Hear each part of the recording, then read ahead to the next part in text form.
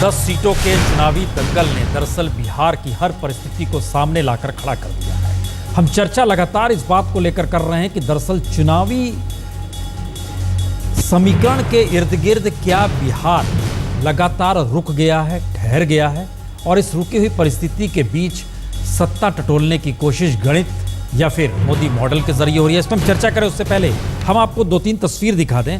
इन तस्वीरों के जरिए जरा समझने की कोशिश कीजिए कि बिहार में 10 सीटों पर कहां पर चुनाव किस किस रूप में किस किस मॉडल और फार्मूले के तहत हो रहे हैं। मसलन बिहार में 10 सीटों पर जो दम है उसमें 2010 में बीजेपी 6 सीटों पर जीती थी, आरजेडी 3 सीट पर, जेडीयू 1 सीट पर।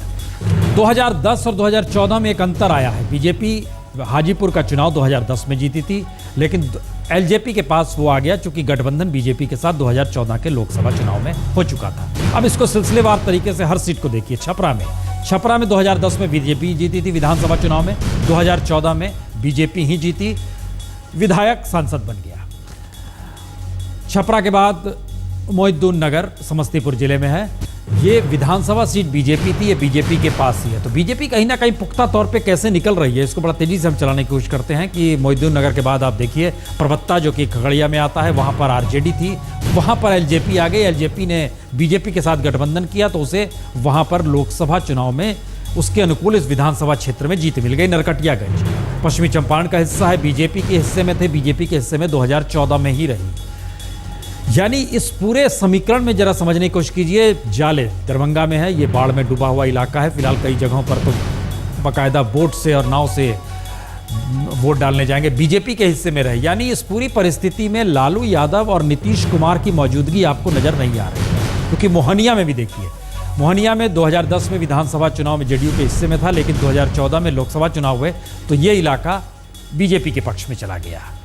भागलपुर बीजेपी के पक्ष में था, वो आरजेडी के पक्ष में आया। यहां पर एक शिफ्ट आरजेडी की मौजूदगी नजर आती है। इसका मतलब एक दूसरा आया, नीतीश कुमार का कद लगातार घटा, आरजेडी ने अपनी मौजूदगी दोबारा वापस लेने की एक हल्की सी आहट की है। इन सीटों के अलावे अगर समीकरणों के हिस्से में आ जाएं कि ये बांका का भी हिस्सा देख लीजिए जहां पर आरजेडी थी, लेकिन यह आरजेडी के पास मौजूद रहा। राजनगर मधुबनी का इलाका है, ये यहां पर भी दरअसल बाढ़ की स्थिति है। यहां पर आरजेडी थी 2010 में, अब बीजेपी आ गई। कद घटा है नीतीश कुमार का सबसे ज्यादा 2014 के चुनाव में। ये पहला मैसेज कम से कम इस 10 सीट को लेकर है। समीकरण अपने अनुकूल करने के लिए रामविलास पासवान जबरदस्त शिफ्ट हुए, बीजेपी के साथ खड़े हो गए। हाजीपुर, छपरा, मोहिउद्दीन नगर, यहां पर बीजेपी लड़ रही है। दरअसल सिर्फ एलजेपी को 1 सीट दी गई है, बाकी तमाम जगहों पर बीजेपी लड़ रही है और 9 सीटों पर बीजेपी, और जो 1 सीट एलजेपी को दी गई है वो परबट्टा है। और दूसरी तरफ जो नया गठबंधन या महामंडल की स्थिति जो आ गई है उसमें 4 सीट आरजेडी के पास, 4 सीट जेडीयू के पास, 2 कांग्रेस के पास। ये उसका फार्मूला है। आरजेडी जहां पर लड़ रही है छपरा, मोहिउद्दीन नगर, बांका, राजनगर, और कांग्रेस जिन 2 जगहों पर लड़ रही है उसमें भागलपुर और नरकटियागंज है। इन सारे समीकरण से हटकर अरुण रंजन जी, एक सवाल बड़ा सीधा हर जहन में आता होगा। बिहार में इस दौर में, इस चुनावी प्रोसेस में लोग एक चीज समझना चाहते हैं, एजुकेशन सिस्टम ठप हो चुका है, हॉस्पिटल्स खत्म हो गए हैं जिसका एक वक्त में नाम था, इंडस्ट्री बची नहीं है, एग्रीकल्चर खेती के लिए आपके पास सिंचाई व्यवस्था है ही नहीं। खुद हम जिक्र कर रहे हैं कि 2 विधानसभा जगहों पर तो बाकायदा अभी भी बाढ़ की स्थिति है, राजधानी में पानी जमा हुआ है घुटने घुटने भर। ये बिहार की स्थिति में ऐसे चुनाव अगर हो रहे हैं तो वो इशू ये नहीं है, इशू बनाया जा रहा है अब भी कि महामंडल है या मोदी मॉडल है। इसके मतलब क्या है? नहीं, देखिए, इसमें सारा जो छटपटाहट है ना, वो तो लोकसभा चुनाव के बाद की छटपटाहट है कि जिसमें बीजेपी मैसिवली गेनर दिखाई पड़ रही है।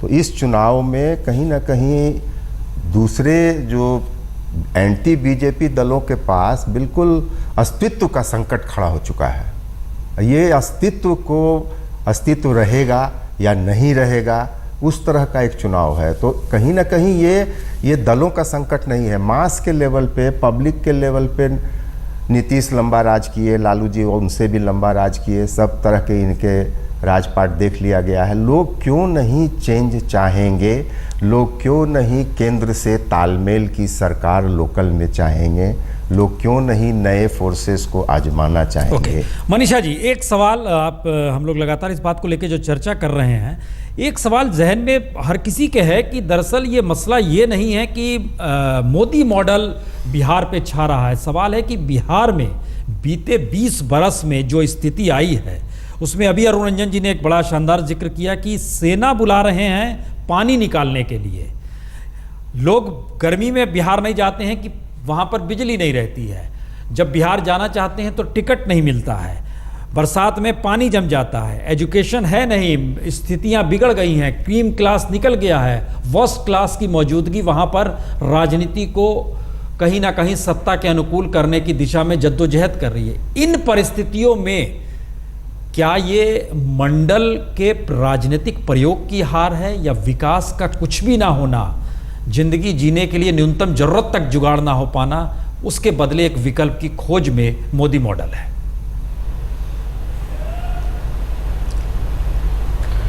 देखिए, मोदी मॉडल उस विकल्प की खोज में सहायक है या नहीं, ये अभी देखा जाना है जी। लेकिन जो पूरा आपका विवरण था वो बिल्कुल सटीक था।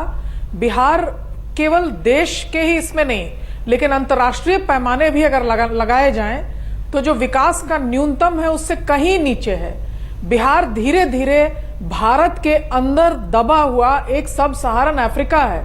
वहां के रेलवे स्टेशन पर अगर आप जाइए तो आप देखिएगा कि ट्रेनें भरी हुई जाती हैं। इस बार तो मैंने ये भी देखा कि डेली नहीं, हफ्ते में एक ट्रेन अब एर्नाकुलम तक जाती है। तो बिहार अल्टीमेटली जो पूरे भारत का एक आर्थिक बढ़त दर है उसके लिए एक लेबर सप्लायर बनकर रह गया है। तो लेबर अपनी गठरी बांधे जाता है, अपना पूरा परिवार जो है पीछे छोड़ के जाता है।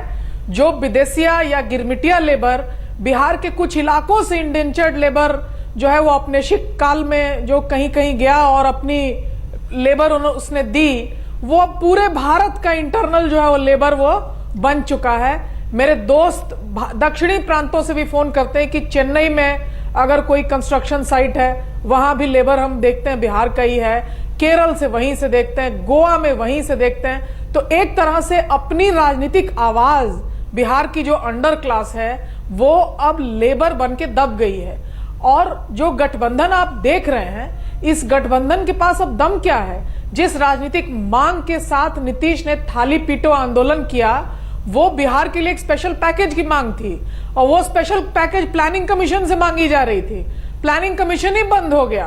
तो जिसको बड़ा मुद्दा बनाकर नीतीश गठबंधन तोड़ के और थाली पीटो का पूरा कार्यक्रम उन्होंने किया, वो वास्तव में निर्भर इस बात पर था कि केंद्र में जो भी आए सत्ता में वो उनकी बात सुने, उससे थोड़ा विरोधाभास रहे लेकिन उनकी बात सुने। तो जहां बिहार आइसोलेट होगा केंद्र से उसका तार जो है वो टूटेगा। जो बाढ़ आप देख रहे हैं किन्हीं इलाकों में, वो बाढ़ पूरे राज्य को समग्र करेगा और ये इतिहास में एक सबसे बड़ा लेबर सप्लायर, झारखंड में मिनरल है, झारखंड में ऊर्जा है, बिहार के पास अपनी गुमनामी और अपनी दुख दर्दों के अलावा थाती कुछ है नहीं। सीटें संसद को हम जरूर देते हैं लेकिन अपने अस्तित्व के लिए हमारे पास दमखम का, मनोबल का अब सहारा आस कुछ है नहीं। ये अरुण रंजन जी जिसका जिक्र कर रही हैं मनीषा जी, हम इससे एक हिस्सा और आगे बढ़ा रहे हैं। जिस मॉडल को लेकर मोदी आ रहे हैं, जो कॉरपोरेट की बात हो रही है, इंडस्ट्री और प्रोडक्शन की बात हो रही है, बिहार के लोग वहाँ भी घुसे हुए हैं और पूरे देश में घुसे हुए हैं। कॉरपोरेट के भीतर भी आप टटोल कर देखिए तो बिहारी मिल जाएगा आपको। अब ये सवाल है, एक तरफ लेबर सप्लायर भी है और दूसरे तरफ इंटेलेक्ट और कहीं ना कहीं उस एलिट क्लास के बीच में भी मौजूद है। तो फिर ये बिहार की राजनीति कोई अल्टरनेटिव कैसे दे पाएगी? चाहे वो बीजेपी हो, चाहे लालू यादव हो या नीतीश हो, वो कैसे दे पाएगी? बिहार में पिछले कुछ वर्षों में महाविस्थापन हुआ है। ये विस्थापन क्लास से अलग है। मजदूर चले गए, स्टूडेंट्स चले गए, डॉक्टर्स चले गए, आईएएस अफसर चले गए, आईपीएस अफसर चले गए। वो सिर्फ दिल्ली और उसके और हिंदुस्तान के मेट्रो के इर्द गिर्द जहाँ अब सारे रोजगार केंद्रित हो रहे हैं वहाँ तो गए ही गए, विदेश गए। बहुत बड़े पैमाने पे बिहारी लोग बाहर चले गए। तो इसमें मोदी मॉडल का मामला ये है कि शायद मतलब अब सब तरफ से निराशा है तो अब एक चीज़ खुला हुआ है कि भाई इसमें शायद हम लोग को कुछ मिले। सपना ही सही। हाँ, नहीं, सपना भी हो सकता है, हकीकत ये तो दिल्ली बताएगी। दिल्ली में मोदी का गवर्नेंस क्या देगा, ये 1 साल में अगर बिहार में समय पे चुनाव होगा तब तक बिहारी लोग इसको देख चुके होंगे, उत्तर प्रदेश के लोग देख चुके होंगे, उसके हिसाब से लोग तय करेंगे। यहाँ पर है कि ये जो मौजूदा जो स्थितियाँ हैं वहाँ पर तो कोई एक तरह का स्कोप नहीं है, होप नहीं है। जो आपने अभी कहा कि बरसात का पानी निकालने के लिए पटना में सेना बुलाया जाएगा, तो क्या सेना वहाँ 3 महीना कैंप करेगी जब तक बरसात रहेगी? सेना का ये काम है? बाढ़ का पानी निकालना और वर्स्ट सिचुएशन होना एक अलग चीज़ है, और बरसात का पानी। अगर हर मॉडल बिहार को लेकर इस दौर में फेलियर रहा है मनीषा जी, इस पे हम जरा एक कमेंट के साथ ब्रेक पे जाना चाह रहे हैं तो ऐसे चुनाव में बीजेपी ने भी कोई मॉडल नहीं दिया है बिहार को लेकर कि हम किस दिशा में ले जाएंगे, कोई विजन नहीं है उसके पास बिहार को ले जाने का। तो वोटरों के जहन में क्या होगा, खासतौर से आज जब वो वोट डालने जा रहे होंगे? वोटरों के जहन में जो बात, देखिए हर वोट जो है एक चॉइस का मामला होता है।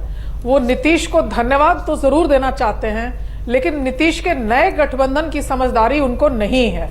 और मोदी का जहां तक सवाल है, लोकसभा चुनाव में एक्सटेंसिव कैंपेन्स हुए, लेकिन इस बार अगर आप देखिए बाइपोल में खास कोई राष्ट्रीय पहल उनके द्वारा नहीं हुई।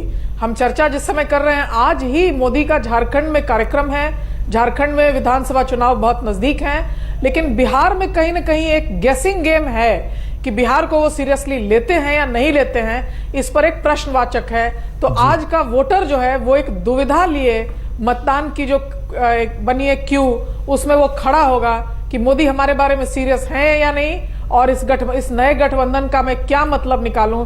ये एक निराशाजनक दुविधा है, इसमें बहुत आशा का संचार तो है नहीं। ये उपचुनाव को लेकर ये वाकई बीजेपी ने उतनी रुचि नहीं दिखाई। अभिषेक, हम आपके पास आएंगे, लेकिन दर्शकों को एक चीज बता दें कि दरअसल 2 महीने बाद जिन राज्यों में 4 राज्यों में विधानसभा चुनाव होने हैं, ध्यान दीजिए तो बहुत ही बारीकी के साथ प्रधानमंत्री मोदी उन इलाकों में गए हैं। कश्मीर में गए, 2 बार गए, वहां पर चुनाव होने हैं। हरियाणा में आए, कैथल में जो कुछ हुआ सबने देखा समझा, राजनीतिक रैली में चीजें तब्दील हो गई, वहां पर वो गए। महाराष्ट्र में गए, महाराष्ट्र में आज फिर जा रहे हैं।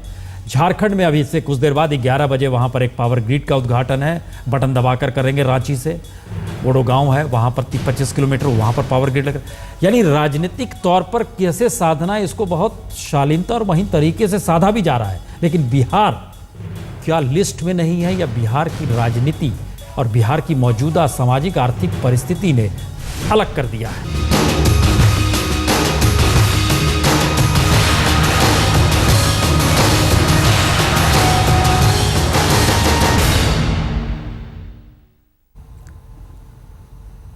बिहार के 10 सीटों पर उपचुनाव को लेकर वोटिंग तो तेजी से हो रही है। कुमार अभिषेक, एक सवाल बड़ा महत्वपूर्ण यहां पर है कि इस गठबंधन को बनाने को लेकर सिर्फ लालू यादव और नीतीश में ही जोश नजर आया, या दोनों ही बेबस नजर आए?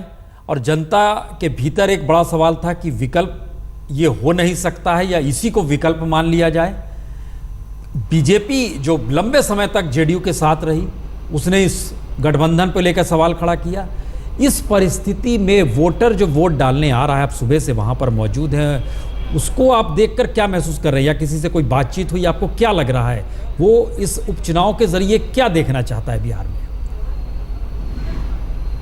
प्रसून जी, देखिए लालू और नीतीश दोनों साथ आए, ये इनकी मजबूरी थी, इसलिए साथ आए, ये आम वोटर भी जानता है, और शायद इन लोगों ने खुलकर इस बात का इजहार भी किया है। लेकिन जो नीतीश के सपोर्टर रहे हैं या जो लालू के वोटर्स रहे हैं, जो कोर वोटर्स हैं, उन दोनों को ये पच नहीं रहा है, अभी तक ये गठबंधन पच नहीं रहा है। हालांकि ये लगातार इन दोनों की कोशिश हुई है कि इस बात को उनके वोटर्स के बीच कम से कम बिल्कुल पहुंचा दिया जाए कि ये पक्का और पुख्ता गठबंधन है। लेकिन जिस तरीके से बीजेपी ने अटैक किया है, जिस तरीके से दूसरा गठबंधन बीजेपी की तरफ, एनडीए की तरफ बना है, उसने भी इसके औचित्य पर सवाल उठाए कि आखिर 17 सालों बाद ऐसा क्या हो गया कि एक दूसरे को लगातार कोसने वाले लोग एक मंच पर आए हैं। तो जो कहा गया, जो दिखाया जा रहा है या जो बताया जा रहा है, वो यही है कि एक और एक मात्र कोशिश है कि किसी तरीके से बीजेपी को रोका जाए। और शायद इन्होंने जो आंकड़ा पेश किया है और जिस आंकड़े के बल पर इन्होंने गठबंधन किया है, वो भी यही दिखाता है। प्रसून जी, थोड़ा सा मैं छपरा में हूं तो बता दूं कि बहुत ज्यादा उत्साह अभी इस चुनाव में नहीं दिख रहा है। ये लालू यादव का क्षेत्र है, यहाँ से प्रभुनाथ सिंह के बेटे चुनाव लड़ रहे हैं। लेकिन अगर हम आपको दिखा सकें तो चंद क्षणों में हम ये दिखा सकते हैं कि 1 घंटा हो चुका है और हम लोगों ने दूसरे चुनाव में देखा था कि किस तरीके से पिछले चुनाव में किस तरीके से लाइनें लगी थी, कतार लगी थी। लेकिन यहाँ पे 6 बूथ हैं और तमाम 6 बूथ पर कोई भी एक इक्के दुक्के लोग ही नजर आ रहे हैं। ज्यादातर बूथ खाली हैं। इससे एक चीज का अंदाजा जरूर लग रहा है प्रसून जी कि भले ही इस महागठबंधन को लेकर के जितनी भी बातें की जाएं, जमीन पर कम से कम लोगों में इसे लेकर बहुत उत्साह नहीं दिखाई दे रहा है। यकीनन ये बहुत ही त्रासदी वाली स्थिति है जिसका जिक्र किया और दिखाया जा रहा है, और ये बड़ा महत्वपूर्ण है। और इससे पहले जो मनीषा प्रियम ने भी जिक्र किया कि दरअसल विशेष राज्य मांगा जा रहा था कि उसका आप दर्जा दे दीजिए, प्लानिंग कमीशन से कह रहे थे, प्लानिंग कमीशन को ही खत्म करने की दिशा में अब मोदी सरकार बढ़ चुकी है। ये सारी परिस्थितियां बताती हैं कि बिहार किस त्रासदी को लेकर गुजर रहा है और राजनीतिक वैकल्पिक परिस्थितियां वहां पर शून्य हैं। और इन स्थितियों में वोट डालने लोग पहुंचे तो क्या सोचकर